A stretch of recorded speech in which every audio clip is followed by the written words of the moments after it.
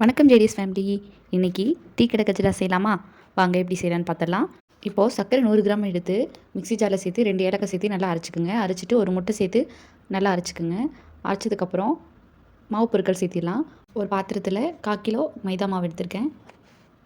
2 spoon ரவை சேர்த்துக்குங்க. 1 spoon அரிசி மாவு சேர்த்துக்குங்க. 1 பிஞ்ச் பேக்கிங் சோடா, கொஞ்சமாக உப்பு. இப்போது 1 டீஸ்பூன் நெய் சேர்த்துக்குங்க. இப்போ நம்ம அரைச்சி வச்சுருக்கோம்ல, அதையும் கொஞ்சம் சேர்த்துக்கலாம். 2 ஸ்பூன் அளவு தண்ணி சேர்த்து நல்லா கையிலேயே பிசைஞ்சு விட்டுக்குங்க.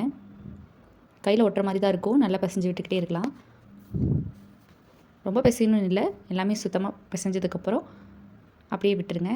ஒரு 20 நிமிஷம் அப்படியே விட்டுருங்க. 20 நிமிஷம் கழித்து எடுத்து சின்ன சின்ன உருண்டைகளாக நம்ம பிடிச்சிக்கலாம். எண்ணெய் கொஞ்சமாக சூடானதும் நம்ம உருண்டை பிடிச்சி வச்சுருக்கிறத எடுத்து ஒன்று ஒன்றா சேர்த்துக்கலாம். அப்படியே கிளறி விட்டுக்கிட்டே இருங்க. நம்ம இதில் எந்த ஒரு கோடும் போட தேவையில்லை, அதுவே வெடித்து வரும். அவ்வளோதான். இப்படியே ஒவ்வொரு பேட்சாக சேர்த்து நம்ம பொரிச்சு எடுத்துக்கலாம். பார்க்கவே ரொம்ப சூப்பராக இருக்குது.